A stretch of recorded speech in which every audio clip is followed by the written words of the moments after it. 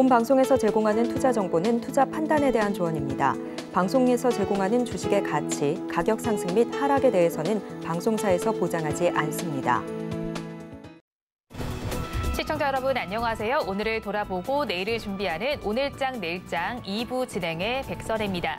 장 마감까지 확실한 승부 전략과 내일장 주목할 섹터까지 제시해드리고 있습니다. 오늘도 저희 방송과 함께 하시면서 성공적인 투자 전략 가득 담아가시기 바랍니다. 저희 방송 유튜브를 통해서도 보실 수 있습니다. 유튜브 검색창에 서울경제TV라고 검색하시면 저희 방송과 함께 하실 수 있으니까요. 방송에 대한 의견이나 종목에 대한 궁금증 있으시면 유튜브 실시간 채팅창에 지금 바로 남겨주시기 바랍니다. 그러면 오늘장 내일장 2부 본격적으로 출발합니다.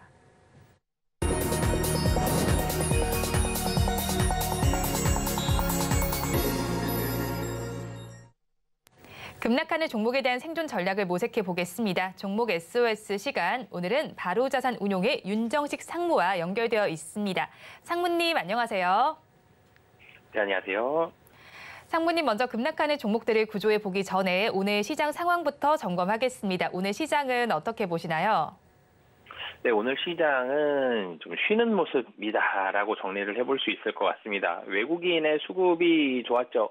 오늘 매도를 하고 있습니다만 외국인이 12월 들어서 12월 1일 그리고 6일, 13일 요 세 번 빼고 어제까지 다 매수했거든요. 매수 금액도 상당히 좀 컸고요. 외국인의 수급이 긍정적이었고 기관도 뭐 대체적으로 거의 매수에 가까웠습니다.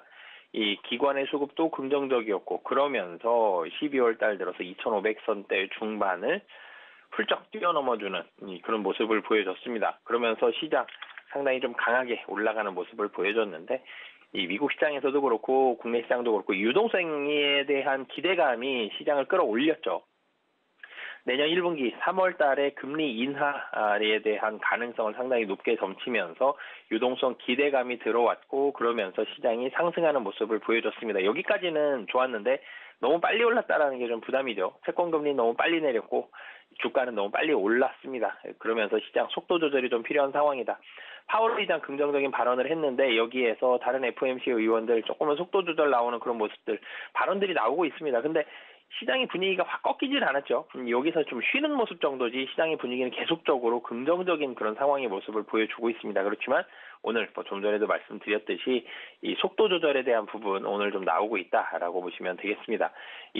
그러면서 외국인이 코스피 시장이 1,041억 원, 코스닥이 431억 원 순 매도하는 모습을 보여주고 있고요. 기관은 뭐 거의 코스피, 코스닥 좀 쉬는 모습 보여주고 있습니다. 291억 원 그리고 코스닥은 93억 원 순매수하면서 외국인의 매도로 인해서 오늘 시장 좀 하락하는 쉬고 있는 그런 모습을 보여주고 있고요. 하락은 아니죠.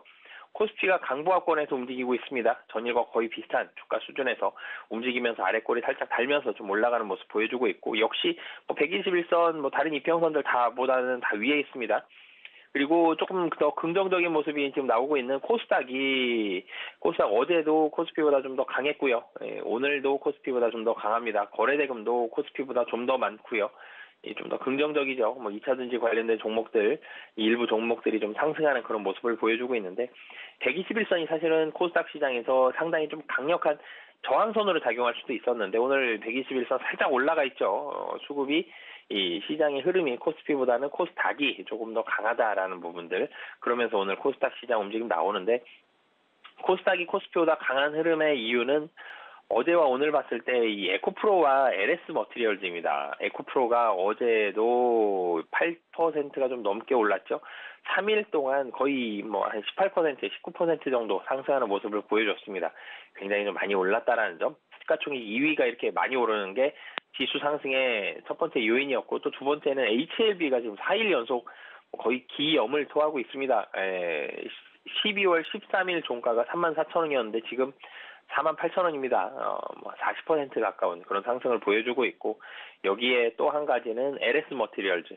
오늘도 사실은 장중에는 27%까지 상승했다가 상승폭을 좀 줄이긴 했지만 여전히 11% 굉장히 좀 많이 상승해져 있는 이런 모습들. 이 세 종목이 코스닥 시장을 좀 더 강하게 만드는 코스닥이 사실 상승 종목이 691 종목, 하락이 860 종목이거든요. 상한가를 포함을 한다 그래도 700 종목이 안 되는데 하락 종목이 좀 더 많은데 지수는 0.7% 상승하고 있죠.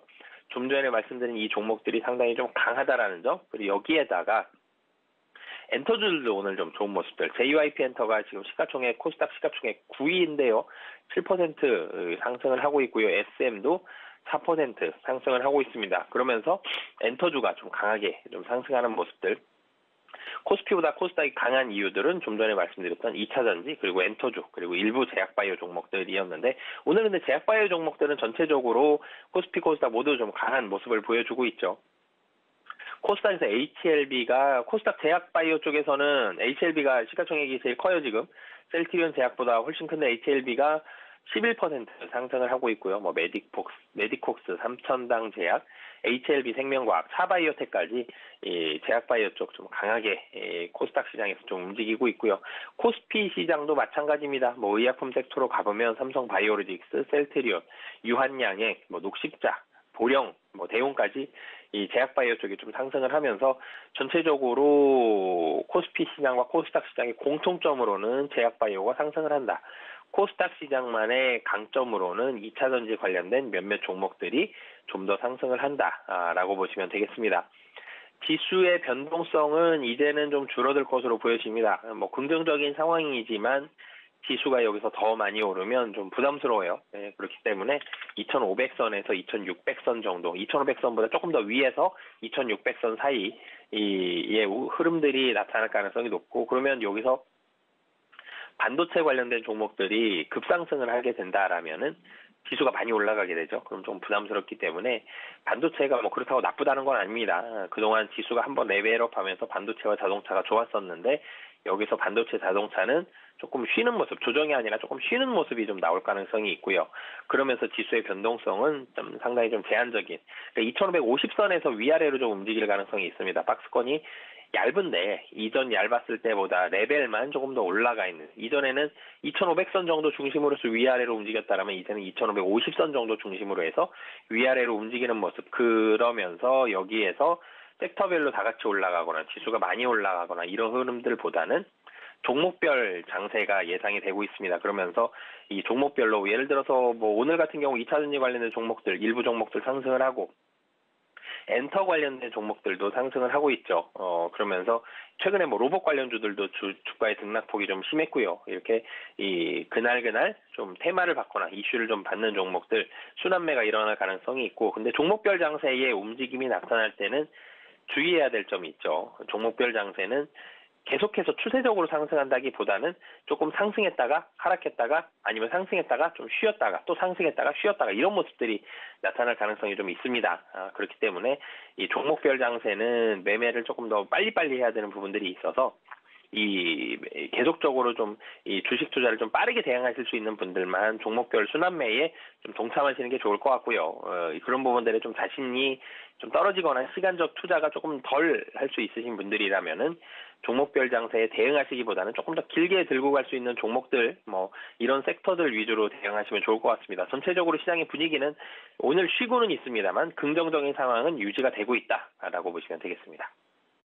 네, 오늘 시장 상황에 대해서 쉬어가고 있다라고 정리를 해주셨습니다. 시장 양대장 그래도 빨간불을 켜고 있는 상황인데 이런 시장 상황 속에서 급락하는 종목들이 있습니다. 2시 30분 기준으로 급락하는 종목들 화면을 통해서 체크해 보겠습니다. 파라텍 먼저 살펴보겠습니다. 소방설비 전문 기업입니다. 오늘 시장에서는 10% 넘게 빠지고 있습니다. 1,255원 선에 거래되고 있고요. 다음으로 KINX를 살펴보도록 하겠습니다. 인터넷 인프라 전문 B2B 기업입니다. 오늘 시장에서 9%가 넘게 빠지면서 지금의 주가는 99,900원 선을 가리키고 있습니다. 다음으로 해운진 페노션을 살펴보도록 하겠습니다. 오늘 시장에서 9% 넘게 빠지고 있습니다. 4,110원 선에 거래가 진행되고 있고요. 다음으로 리더스 기술투자 살펴보겠습니다. 어제는 주가가 크게 올랐는데 오늘 좀 밀리고 있습니다. 7% 넘게 빠지면서 556원 선을 지나고 있습니다. 마지막으로 카페24를 살펴보겠습니다. 이커버스 솔루션 기업입니다. 시장에서 하락률 5%대로 나타나다가 지금 기준으로는 3% 조금 넘게 빠지고 있습니다. 31,450원, 500원 선에 거래가 되고 있습니다. 급락하는 종목들 저와 함께 살펴보셨는데요. 이 종목들을 가지고 계신 분들이거나 또 다른 종목에 대한 궁금증이 있으시다면 유튜브 실시간 채팅창에 지금 바로 남겨주시기 바랍니다. 그러면 저희는 첫 종목부터 구조를 해보겠습니다. KINX를 구조해 보겠습니다. 데이터 센터 증설을 토대로 올해 견조한 실적을 거둘 것으로 전망이 되고 있습니다. 하지만 최근에 좀 급등을 하면서 차익 실현 매물이 출회되는 것으로 보이는데 상무님께서는 어떻게 보시나요? 네, 이 KINX가 최근에 주가가 좀 상승을 했죠. 사실 뭐 연초부터 따진다라면 굉장히 좀 많이 올라와 있고요. 연초에는 5만 원대였던 주가가 지금은 오늘 하락을 많이 했음에도 불구하고 10만 원입니다. 굉장히 많이 올라왔죠. 한 2배 정도, 2배 이상 좀 올라가 있는 그런 모습을 보여주는데 KINX 같은 경우는 클라우드 서비스를 제공하는 사업을 진행을 하고 있습니다. 그러면 뭐 데이터 센터라든지 클라우드 서비스가 많아진다라 그러면 KINX의 일이 많아지겠죠. 뭐 매출액이 좀 좋아진다 이런 부분들에 대한 기대감을 가지고 있는데 당연히 매출액은 최근 들어서 계속 늘어나고 있습니다. 2020년도가 700억대, 21년도가 800억대, 22년도가 1,100억대, 그리고 23년도가 1,200억대까지 이 매출이 올라가는 모습들, 당연히 영업이익도 올라갔고요. 그런 모습들 보여주고 있는데 최근 주가 상승에 대한 부분들은 이 IDC 과천센터 이런 부분 과천 데이터 센터 완공에 따른 성장, 뭐 가속화 이런 부분들을 시장은 기대를 하면서 주가가 상승하는 모습을 보여줬습니다. 전체 투자비가 약 1,600억 정도의 규모가 투입이 되면서 과천 데이터 센터의 경우에는 내년 2분기 완공과 3분기 서비스 개시를 목표로 하고 있는데요. 지금 현재 KINX가 임대로 운영 중인 데이터 센터 렉 기준의 1.4배 정도의 수준입니다. 그런 1.4배 정도의 수준으로 운영을 할 수 있을 것으로 보여지기 때문에 이 데이터 센터, 과천 데이터 센터에 대한 기대감이 굉장히 컸던 상황이다. 그러면서 주가가 좀 올라가 있는 그런 모습들을 보여주고 있는데요. 우선 클라우드 허브, 그러니까 국내의 클라우드 전환율이 올라가고 있습니다. 이제는 클라우드 서비스가 대기업들 같은 경우는 굉장히 활용도가 많아지고 점차적으로 클라우드 서비스를 많이 옮겨가고 있는 그런 모습을 보여주고 있죠. 그렇기 때문에 클라우드 허브에 대한 매출은 지속적으로 증가할 것으로 보여집니다. 그런 부분들에 있어서 이 KINX의 수혜가 예상이 된다라는 점. 그러니까 이 단기적으로 좀 많이 올랐던 부분에 있어서는 조정이 나올 수는 있지만 조금 더 길게 봤을 때에는 사업 자체가 긍정적이죠. 이 긍정적인 이 사업에 대해서 KINX는 수혜를 볼 가능성이 높다라고 보시면 되겠습니다. 네, 긍정적으로 전망을 해주셨지만 사실 최근 주가가 급등하면서 이제 또 오늘 급락세가 좀 나오고 있는 만큼 가지고 계신 분들은 어떻게 해야 하나 고민이실 것 같습니다. 어떤 대응 전략이 좋을까요? 사실은 보통 평상시 같은 경우 저는 뭐 오늘 같은 이런 주가의 모습을 보여줬을 때 대체적으로는 좀 도망가자라는 의견을 많이 말씀드렸는데 KINX 같은 경우는 우선 버티자라는 말씀을 드리겠습니다. 이게 왜 그러냐면 오늘 같은 경우는 주가 급락이 나와요. 주가 급락이 나오는 게 최근 들어 단기적으로 좀 많이 올랐죠. 이 12월 달 초 정도 보면은 사실 8만 원대 초반이었습니다. 그러다가 11만 6천 원까지 굉장히 빠르게 좀 올라갔고 최근 들어서 12월 8, 11, 12 그리고 14, 15 이 6거래일 중에 5거래일이 상승하는 모습을 보여줬거든요. 뭐 그렇기 때문에 주가가 좀 단기적으로 많이 오른 부분에 대한 차익 실현 매물이 오늘 좀 나오고 있는데 이 사업 자체가 성장을 하고 과천 데이터 센터에 대한 기대감 좀 남아 있다라고 보여지기 때문에 버티자라는 의견을 드리겠는데 꼭 지켜주셔야 될 게 손절 가격을 꼭 지켜야 될 것 같습니다. 손절 가격이 이제 95,000원 이 말씀을 드리겠는데요. 이 95,000원을 깨지게 된다라 그러면 추가적인 하락 더 나타날 수 있기 때문에 손절 가격 95,000원 지키시고 목표 가격은 이전 고점인 11만 5천원 그러면서 좀 버티시면 좋을 것 같습니다. KINX에 대해서 버티자 전략 주셨고요. 손절 라인은 95,000원, 목표 주가 11만 5천원 제시해 주셨습니다. 그러면 저희 다음 종목 구조를 해보겠습니다. 페노션을 구조해 보도록 하겠습니다. 오늘 증시에서도 많이 이슈가 됐던 종목이 아닌가 싶습니다. HMM의 인수 우선 협상 대상자로 하림그룹이 선정됐습니다. 이 안에 두 가지 선사가 모두 포함이 되고 있는데 페노션의 경우는 벌크 선사입니다. 그렇다면 HMM과의 시너지를 앞으로 기대해봐도 좋지 않을까요? 네, 사실 길게 봤을 때는 페노션과 HMM, 그러니까 예전 현대상사이죠. 이 두 회사의 시너지가 사실은 충분히 뭐 기대해 볼 만한 상황이에요. 그런데 보통 M&A를 하게 됐을 때 특히 이렇게 지금 페노션 가격이 6조 한 4천억 정도 예상이 되는데 페노션이나 HMM의 가격이 이렇게 큰 기업에 대한 M&A를 진행을 할 때는 매수의 우선 협상 대상자로 선정이 된 기업들은 대체적으로 우선 협상 대상자로 선정이 된 기업과 계열사들은 대체적으로 주가가 하락하는 모습을 계속적으로 좀 볼 수가 있죠. 유동성에 대한 우려감입니다. 승자의 저주다라고 많이들 표현을 하는데 사실 하림 그룹 자체가 현금 10조 원을 가지고 있습니다. 근데 여기에서 6조 4천억의 HMM을 매수한다. 그러면 뭐 가진 돈으로 매수를 할 수 있겠다라는 생각이 들 수 있겠지만 그 현금 여기 다 쓰는 건 아니죠. 그렇기 때문에 이 하림 그룹의 이런 유동성에 대한 우려감들, 유동 비율 자체가 많이 좀 줄어든다. 그리고 추가적으로 자금도 조달해야 된다라는 점, 이런 부분들이 좀 우려감으로 작용을 하고 있습니다. 청사진을 그리게 되면 당연히 국내 최대의 컨테이너 선사인 HMM을 인수하면서 페노션이랑 시너지가 나고, 그리고 HMM 인수에 성공을 하게 되면 하림그룹 같은 경우는 재계순위 13위까지 올라가는 굉장히 사실은 긍정적인 부분들도 충분히 기대를 할 수 있습니다만, 돈이 너무 사실 좀 많이 들어간다라는 점, 이런 부분들이 시장에 우려감을 가지고 있죠. 이 HMM이 컨테이너, 그리고 HMM과 페노션이 컨테이너, 벌크, 특수선으로 전체적으로 포트폴리오를 하림 그룹 자체로 봤을 때는 이상적으로 만들 수 있습니다. 그렇지만 좀 전에도 말씀드렸죠. 인수 가격이 6조 4천억이다라는 게 좀 부담스러운 부분들이 있고요. 그리고 최근에 글로벌 경기가 침체가 돼 있죠. 경기가 좀 활성화가 돼 있어야지 해운 운임이 긍정적이고 해운이 많이 늘어나고 뭐 이런 부분들이 나올 수 있는데, 경기가 침체가 되면서 운임 하락, 그러면서 해운 시장이 조금씩 침체기가 들어간다. 뭐 이런 부분 우려감들도 있다라는 점. 그래서 당분간은 사실 사업 초기에는 돈이 들어갈 걱정들은 좀 더 많을 걸로 보여지고요. 그리고 시너지를 내는 데는 시간이 좀 걸린다. 그렇기 때문에 단기적으로는 시장에서는 이 유동성에 대한 우려감들, 그리고 이 하림 측에서 얘기를 했던 게 HMM 연구체의 주식 전환 유예, 이 부분이 사실 진행이 안 됐죠. 이런 부분들도 좀 우려감이 있다라는 점. 그러면서 이 매수 협력사죠. JKL 파트너스랑 유가증권 매각, 뭐 연구체 발행, 선박 매각, 뭐 이런 부분들을 통해서 인수 자금 마련해야 되는데, 그런 유동성에 대한 부분에 있어서 페노션도 자유로울 수는 없다라는 점, 그런 부분들이 주가에 반영되고 있는 상황이다라고 보시면 되겠습니다. 네, 인수 자금과 관련해서 페노션도 자유로울 수 없습니다. 그런 만큼 지금 오늘 시장에서 지금 차트를 살펴보니까 음봉을 좀 길게 그리고 있는 상황이에요. 그러니까 아무래도 가지고 계신 분들 많이 불안하실 것 같은데 어떻게 대응하면 좋을까요? 네, 사실은 바닥권에 가까운 주가이긴 하지만 유동성에 대한 우려감, 그리고 페노션을 통해서 자금을 추가적으로 좀 조달할 수도 있죠. 뭐 이런 우려감들이 있기 때문에 도망가자라는 전략을 말씀드리겠고요. 인수자금 마련에 있어서의 구체적인 방안들이 나왔을 때 그 방안이 주가에 부정적일 수 있는 방안이 나올 수도 있다는 점, 그리고 유동성이 많이 줄어들기 때문에 경기 침체기에 유동성이 많이 줄어든다. 그러면 우려감이 더 커질 수도 있죠. 이런 부분들 복합적으로 봤을 때 페노션 도망가자라는 의견 드리도록 하겠습니다. 페노션에 대해서 도망가자 의견을 제시해 주셨습니다. 그러면 저희 마지막 종목도 구조를 해보겠습니다. 카페24를 구조해 보겠습니다. 구글로부터 투자를 유치한 뒤에 주가가 좀 크게 올랐습니다. 고공행진을 이어갔었는데 하지만 지금도 거래 정지도 예고가 되어 있는 상황입니다. 앞으로는 어떻게 예상을 하시나요? 네, 사실 이 카페24가 굉장히 주가가 급등을 하는 모습, 12월 6일 날 상한가 기록을 했고요.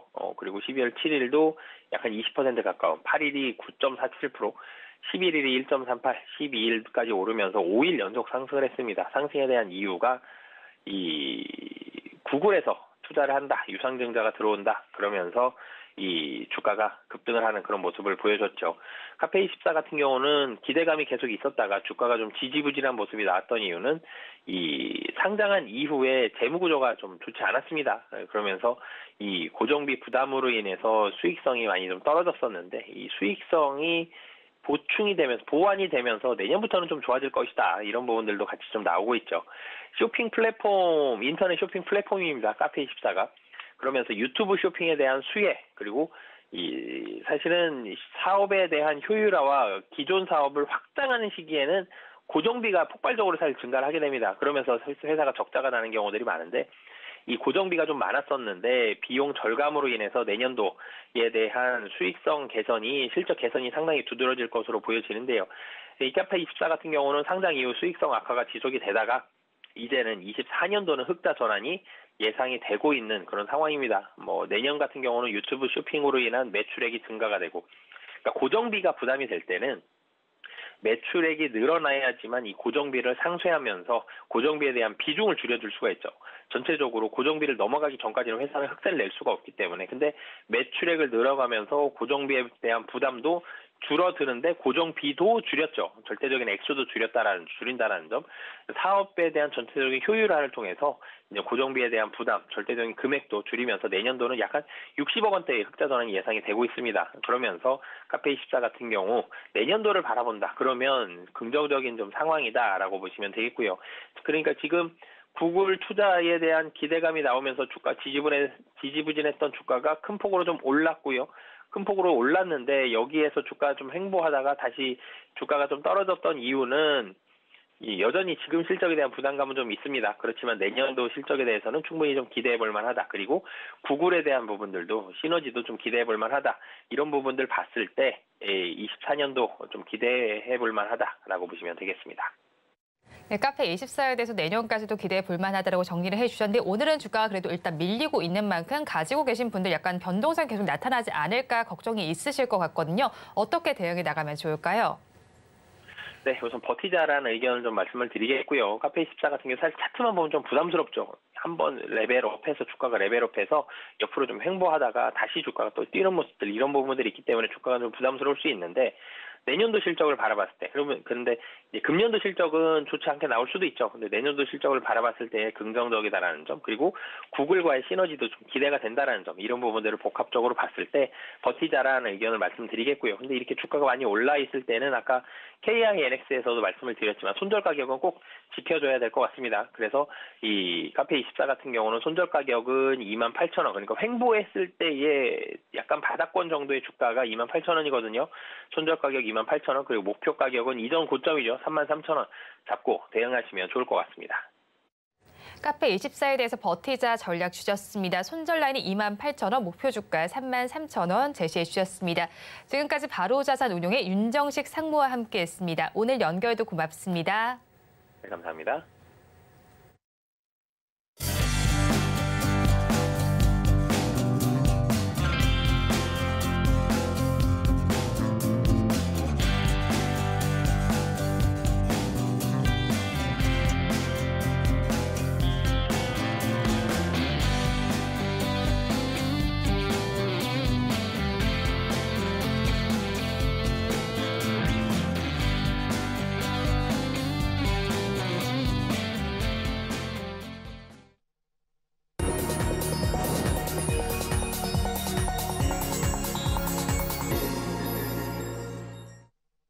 앞서서 급락주에 대한 대응 전략을 살펴봤다면 이번에는 오늘의 매매일지에 성공적인 마침표를 찍어드릴 찬스 종가 베팅 시간입니다.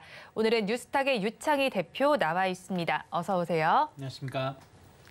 네, 먼저 대표님과 짚어드렸던 종목 리뷰를 해보겠습니다. 지난주에 짚어주고 가셨던 종목입니다. 네오셈인데 짚어주고 가시고 바로 다음 날 상한가에 진입을 했어요. 지금 벌써 수익률이 68%나 나고 있는데 이렇게 폭풍 랠리가 재현될 가능성이 있을까요?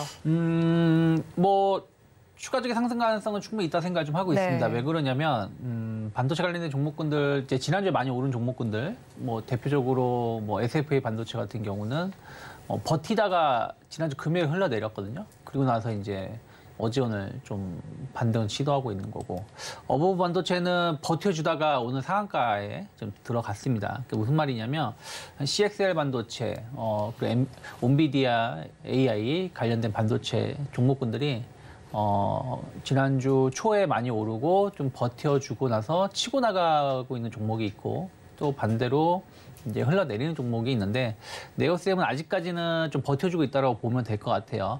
다만 지금 이제 단기 급등에 따라서 이제 투자 경고가 들어갈 수 있는 부분들이 좀 있거든요. 그래서 그런 부분들이 좀 있다 보니까 주가가 옆으로 좀 쉬어가는 거라면 이게 이제 며칠 지나게 되면 그 조건도 이제 상쇄가 되기 때문에 충분히 추가적인 상승 가능하다고 생각하고 있고요.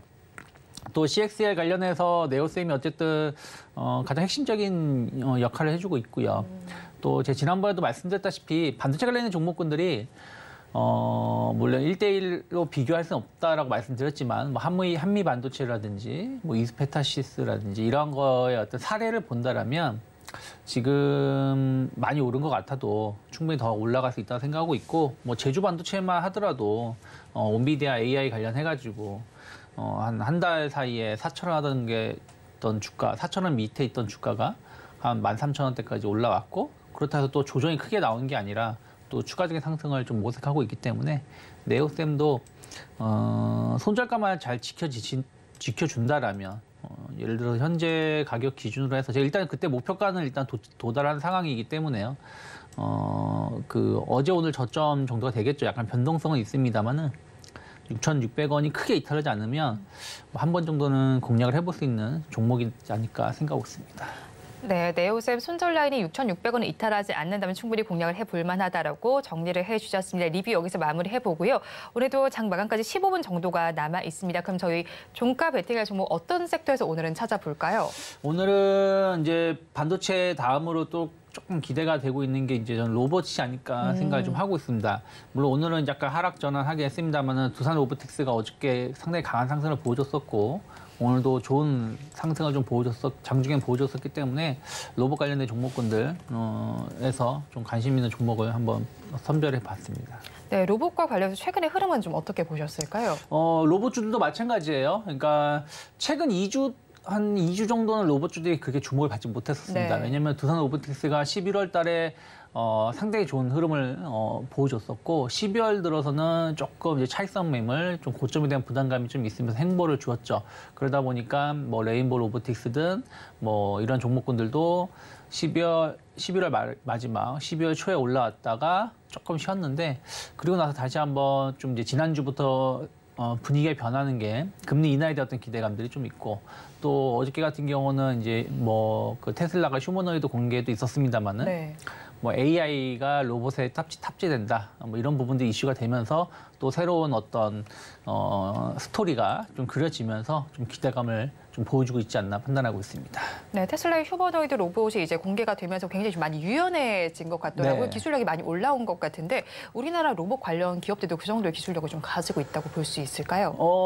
이게 이제 어떤 로봇이냐에 따라 다른 것 같아요. 네. 사실은 테슬라의 휴머노이드도 뭐 좀 더 봐야지 압니다. 솔직히 2년 전이죠. 작년 정도에 이제 공개가 됐을 때, 작년 초인가요? 제 기억이 맞으면. 그때 공개됐을 땐 정말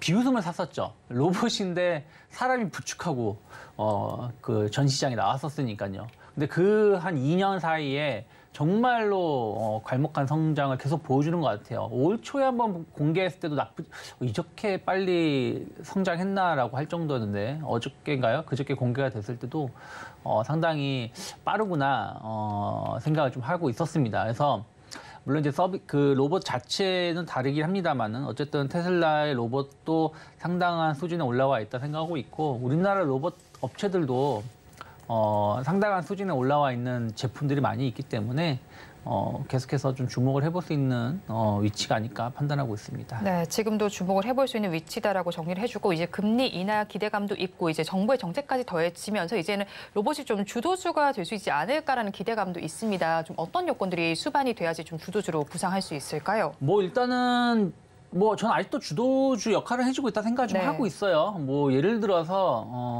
뭐 AI 헬스케어라든지 뭐 2차 전지는 고점 대비해서 많이 하락한 상황에서 반등을 주는 거고, 물론 로봇주들도 많이 하락을 했습니다만은 뭐 레인보우 로보틱스나 이런 기업들 보면은 상당 부분 또 회복을 한 부분들도 좀 있습니다. 또 두산 로보틱스는 또 신고가 행진을 좀 해주고 있는 것도 있고요. 그래서 로봇주들은 바로 우리가 이제 스마트 팩토리가 됐든 배송 로봇이 됐든 서비스 로봇이 됐든 바로 우리가 실생활에 접할 수가 있고, 또 정부 정책에 대한 어떤 혜택을 볼 수도 있습니다. 예를 들어서 우리가 쉽게 설명해 드리면 튀김기 로봇, 뭐 커피 타주는 로봇, 이런 제품들이 한 2천만 원 정도 한다고 해요. 꽤 비싼데 그 정부 지원을 신청을 해서 관련된 기기를 설치를 하게 된다면 실제 소상공인이 부담하는 비용은 한 300만 원, 400만 원이면은 제품을 사용할 수 있다고 합니다. 물론 이제 그걸 사용하기 위해서 조건들이 필요하겠지만 어찌되었든 우리가 그 진입 장벽이 그렇게 높지 않다라는 것이죠. 그리고 뭐 2천만 원 준다고 하더라도 그것을 오래 사용한다라면 뭐 보통 인건비 그만큼의 비용을 뽑아냈는데 상당한 빠르게 그 아웃풋을 뽑아낼 수 있기 때문에 로봇 관련된 시장은 뭐 꾸준하게 지켜볼 수 있지 않을까 판단하고 있습니다. 네, 그럼 이 로봇 섹터 내에서 좀 어떤 종목에 저희가 주목을 해볼까요? 네, 저는 오늘 이제 그 큐렉소라는 회사를 가지고 나왔습니다. 네. 이제 이 회사가 이제 수술용 로봇을 제작하는 기업인데 최근에 보면은 그 인공 관절 수술 로봇 큐빅스 조인트가 100번째 그 병원에 선정이 되면, 그러니까 100번째 기기를 납품을 하면서 네. 상당한 시장 점유율을 좀 높여가고 있고요. 또 인공 관절, 무릎 관절 관련된 수술 로봇도 있고요. 또 재활 치료 관련된 로봇도 있습니다. 그래서 어떤 한 제품만 있는 게 아니라 로봇의 어떤 포트폴리오가 상당히 다변화되어 있다는 부분들을 좀 긍정적으로 평가해 볼 수 있다 생각을 좀 하고 있고요. 또 하나가 이제 로봇의 AI를 이제 접목시킨다는 거 아니겠습니까? 그러면 이게 어느 쪽에 조금 더 파급력이 클 것인가 본다라면 전 수술용 로봇 시장이 더 파급력이 클 수 있다 생각을 좀 하고 있어요. 최근에 제가 본 뉴스 중에 하나가 왼쪽 다리를 수술을 해야 되는데 오른쪽 다리를 잘못 수술하는 네. 바람에 뭐 이렇게 환자분이 걷기가 힘든 상황이 됐다는 뉴스도 봤는데, 만약에 로봇으로 만약에 수술을 한다든가 이런 것이 도입이 된다라면 그런 실수가 덜 하겠죠, 아무래도. 왜냐면은 왼쪽 오른쪽 딱 그 세팅이 되어 있는 상황에서 그게 아니라 그러면은 바로 오류가 뜰 거니까요. 그리고 또 우리가 그 수술을 하기 전에 저 같은 경우 예전에 수술 한번 받아보면 의사 선생님이 먼저 말씀해 주십니다. 어떻게 수술을 할 거고 어느 부위가 문제가 있어서 한다 하면서 그 수술 내용에 대해서 진행할 거에 대해서 미리 이렇게 약간 시뮬레이션처럼 말씀해 주시거든요. 근데 로봇으로 만약에 그런 시뮬레이션이라든지 또 환자의 특성, 환자의 어떤 특이사항 이런 부분들이 다 세팅이 돼서 하게 된다면 먼저 로봇이 가상의 시뮬레이션을 공개가 될 거라는 거죠. 그런 부분들이 시행착오를 줄일 수 있다는 겁니다. 그래서 저는 AI의 인공지능이 그 수술용 로봇에 탑재가 된다라면 상당한 파급력이 클 수 있다라고 좀 평가를 하고 있고요. 또 하나가 이제 그 해외 수출을 많이 하고 있습니다. 상당히 다양한 국가에서 사용 승인을 좀 받았고, 그래서 거기에 맞춰서 수출이 되고 있는데, 특히 그 인공 그 무릎 관절 관련해서 가장 시장이 큰 시장이 미국 시장이거든요. 근데 미국 이제 FDA 승인을 좀 기다리고 있어요. 원래 이번 4분기에 FDA 승인이 나올 것으로 전망을 했는데 약간 미뤄지고 있는 거 본다라면 내년 1분기면 충분히 어떤 승인이 나올 수 있다라고 보고 있고, 그러면 미국 시장에 진출한다는 것 자체만으로도 기업은 좀 재평가 받을 수 있다 생각을 좀 하고 있습니다. 그래서 큐렉소의 어떤 그 로봇 관련돼서 영업이익률 한 7에서 한 8% 정도 영업이익률이 보여주는 걸로 알고 있고요. 나머지 다른 사업 부분도 뭐 아주 큰 성장은 아니지만 그래도 뭐 꾸준하게 매출이 나오고 있고요. 그리고 부채 비율이 낮습니다. 부채 비율이 20%밖에 안 되고 또 유보율도 일부 현금을 좀 보유하고 있는 게 있어서 투자가 필요할 때는 또 과감한 투자도 할 수 있다는 걸 본다라면 저는 로봇주들이 대부분 현재 주가가 비슷합니다.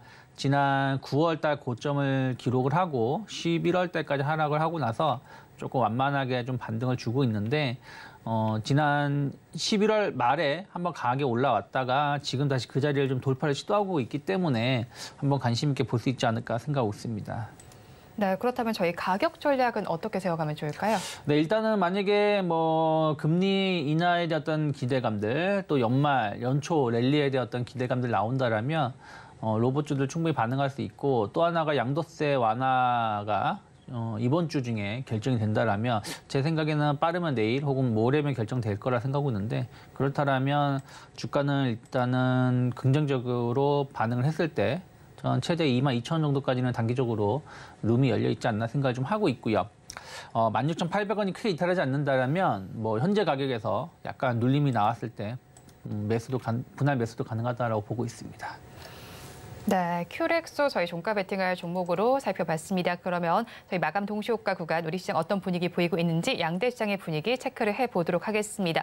우리 양대 시장 혼조 양상을 보이면서 계속해서 좀 지나가다가 다시 또 기관의 매수세가 유입이 되면서 양대 시장 다시 또 분위기가 달라지고 있습니다. 코스피 시장을 먼저 살펴보도록 하겠습니다. 약보합권에 들어가면서 2,564선에 마감을 할 것으로 예상이 되고 있습니다. 이어서 코스닥 시장도 살펴보겠습니다. 코스닥 시장에서는 0.73%의 강세가 관찰이 되고 있습니다. 857선의 종가를 형성할 준비하고 있는 상황입니다. 이어서 수급 상황도 좀 체크를 해보도록 하겠습니다. 코스피 시장을 먼저 보도록 하겠습니다.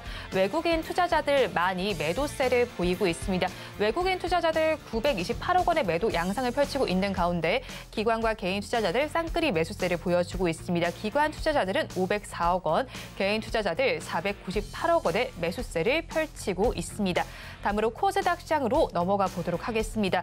코스닥 시장에서도 같은 수급 양상이 관찰됩니다. 오늘 시장에서 발을 빼는 건 외국인뿐입니다. 코스닥 시장에서는 315억 원의 매도세가 나타나는 가운데 기관과 개인 투자자들 쌍끌이 매수세 보여줍니다. 기관 투자자들은 554억 원 그리고 개인 투자자들은 128억 원의 매수세를 나타내고 있습니다. 오늘 시장 상황 대표님께서는 어떻게 보셨나요? 일단은 양도세 완화에 대한 어떤 기대감이 중소형주에 조금 더 몰려드는 것 같아요. 특히 이제 양도세 완화에 최대 수혜를 입을 수 있는 어떤 계층은 올해 주가가 많이 오른 쪽입니다. 무슨 말이냐면 뭐 예를 들어 10억 이상의 주식을 보유하고 있는데 내년에 주식을 팔았을 때 수익이 일정 수준 이상 나면 세금을 많이 나온다는 거 아니겠습니까? 그런데 물론 이제 지금 뭐 바닥을 다지면서 내년을 바라보고 있는 기업도 있겠지만 엄밀히 따지면 올해 많이 오른 기업을 안 팔고 내년에 넘어갔을 때 세금이 엄청나게 나올 수밖에 없는 거거든요.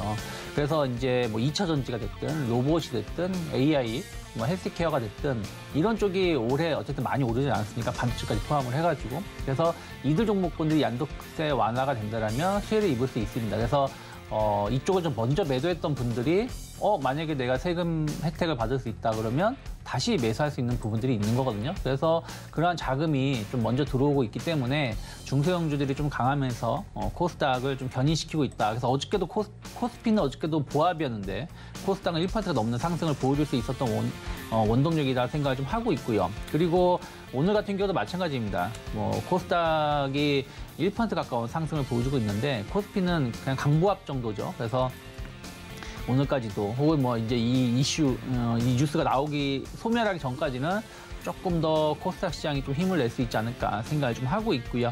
오늘 뭐 전체적으로 반도체 쪽이 좀 고르게 상승을 좀 하고 있습니다. 물론 이제 뭐 삼성전자 하이닉스의 영향도 좀 있습니다만 어쨌든 뭐 AI 관련돼서 이슈가 좀 있으면서 반도체 쪽이 좀 좋은 흐름을 좀 이어가고 있고요. 그리고 이제 어저께 올랐었던 뭐 2차 전지도 뭐 이 정도 흐름이면 나쁘지 않은 것 같습니다. 그래서 전체적으로 봤을 때 고르게 상승하고 있다는 부분들 주목해 볼 만하고요.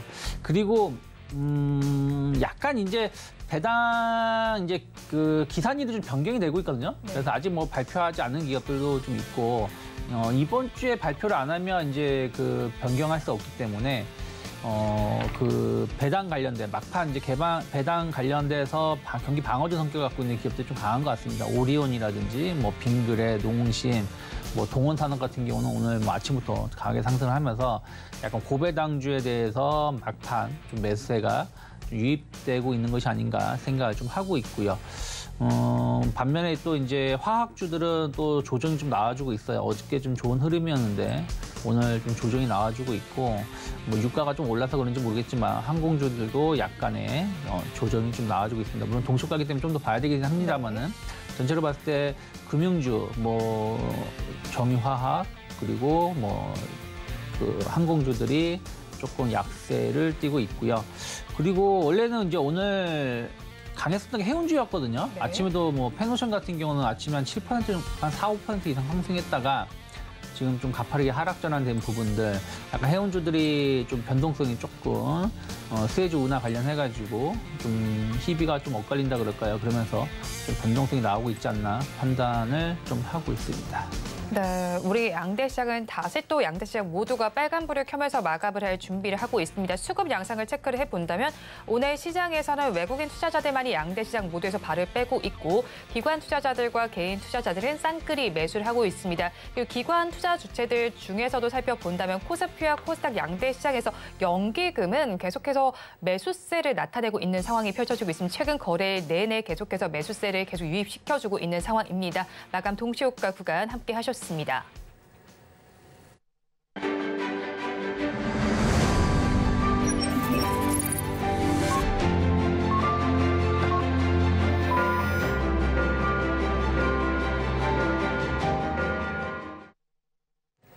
네, 오늘 우리 시장은 모두 빨간불을 켜면서 마감이 됐습니다. 코스피 시장보다도 코스닥이 더 강한 시장이 오늘까지도 연출이 됐고요. 그럼 업종별로 어떻게 마감이 됐는지 살펴보겠습니다. 코스피 시장을 먼저 보도록 하겠습니다.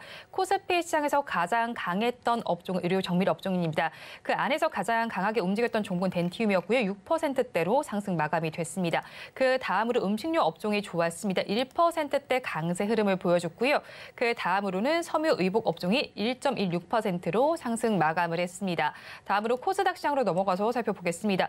코스닥 시장에서 가장 강했던 업종은 금융업종입니다. 4%대 강세를 보였는데 아무래도 오늘 인수정과 관련된 이슈가 있는 종목인 하림 지주가 14%대로 가장 강하게 올라줬고요. 그 다음으로 오락문화 업종이 3%대 강세, 그리고 음식료 담배 업종이 2%대로 상승 마감을 했습니다. 오늘 시장 이렇게 기분 좋게 마감이 됐지만 내일 장에 대한 전략 투자 봐야겠죠. 오늘 장, 내일 장 전문가님들께 여쭤봤습니다. 화면으로 확인해 보시죠. 네, 이벤트가 부장 가운데 우리 증시, 그러면 틈새 전략은 어떻게 짜면 좋을지 질문을 드려봤습니다. 먼저 루크투자연구소의 임춘재 대표님께서는 내년 호실적 기대 기업을 저가 매수해 보자라고 말씀해 주셨고요.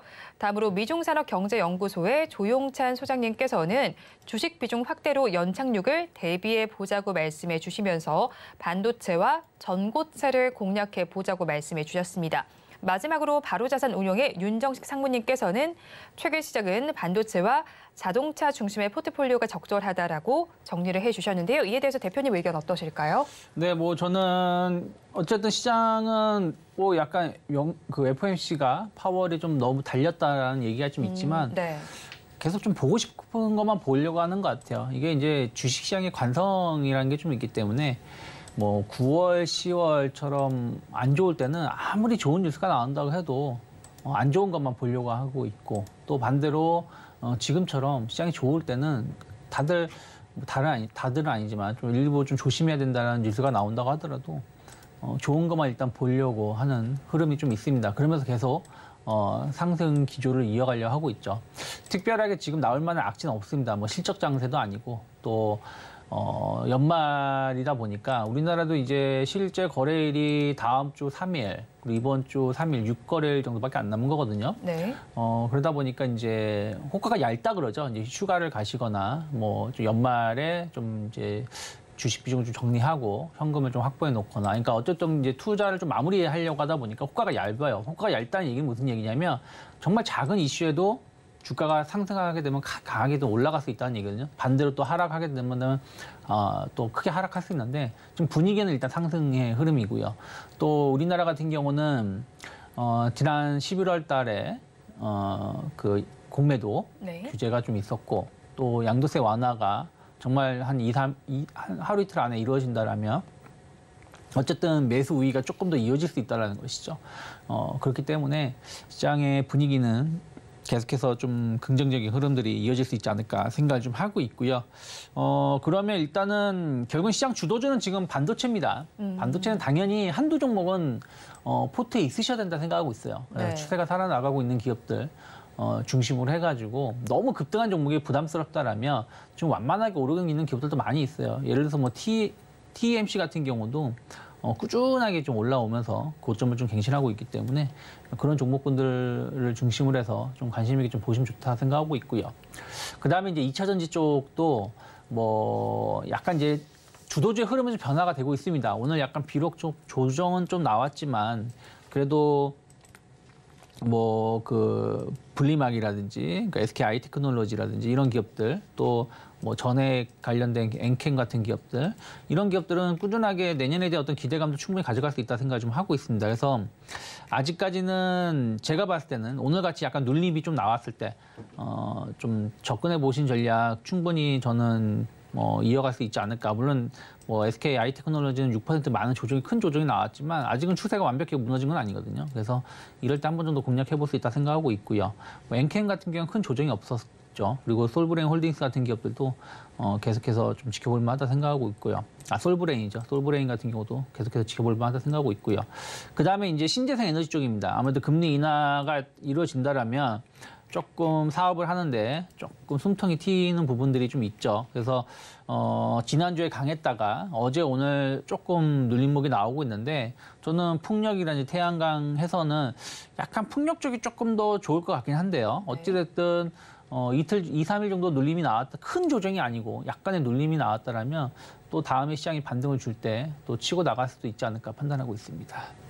네, 일단 내일은 또 이제 반도체와 2차 전지 신재생까지 한번 좀 체크를 해보시면 좋겠다라고 의견을 전해주셨고요. 또 이제 오늘 오후 6시까지 제사 이동통신사와 관련한 이슈가 좀 있습니다. 관련해서 오늘 지금 세종텔레콤을 신청을 한 것으로 알고 있어요. 그러면서 주가 역시도 19%대로 상승을 마감했는데 이렇게 제사 이동통신사에 포함이 되게 되면서 앞으로 세종텔레콤은 어떤 흐름을 좀 보이게 될까요?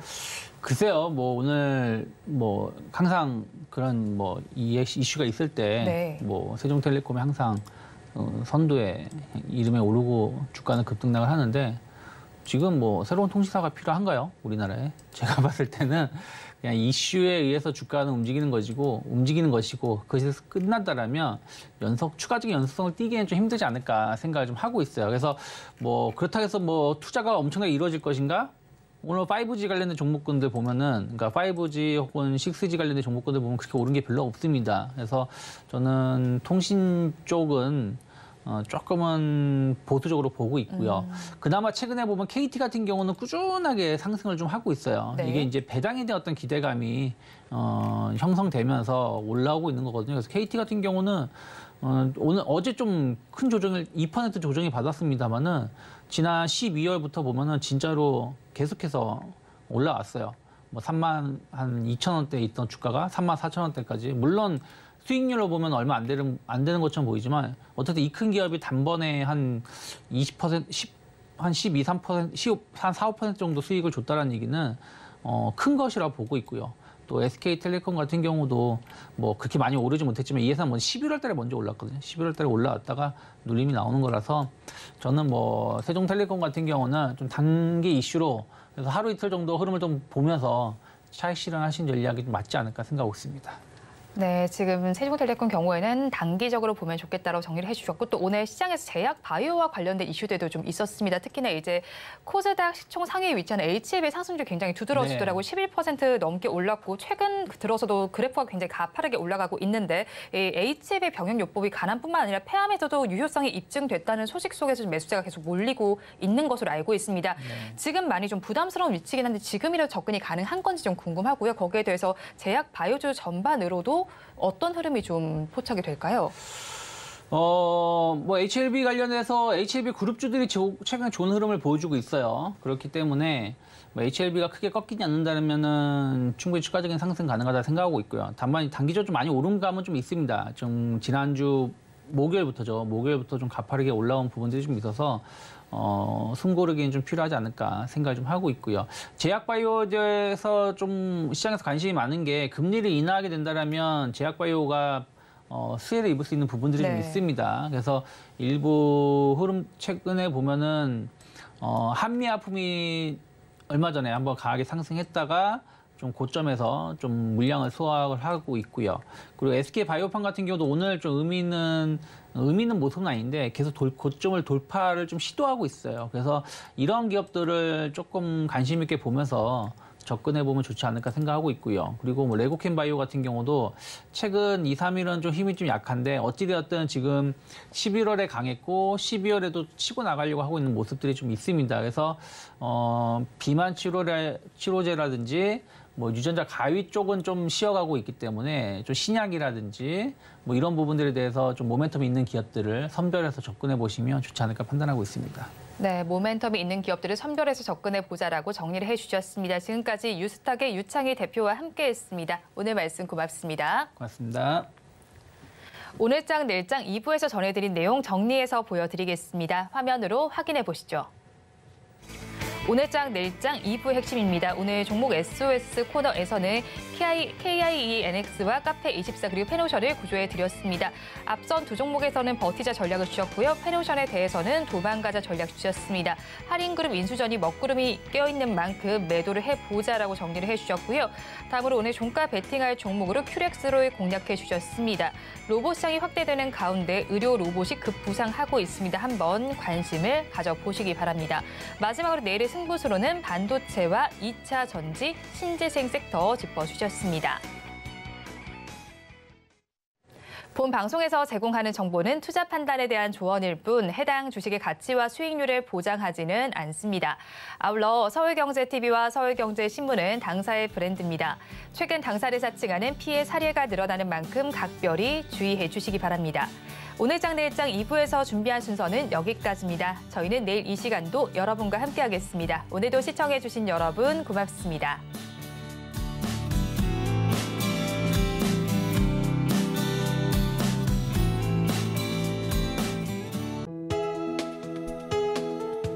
본 방송에서 제공하는 투자 정보는 투자 판단에 대한 조언입니다. 방송에서 제공하는 주식의 가치, 가격 상승 및 하락에 대해서는 방송사에서 보장하지 않습니다.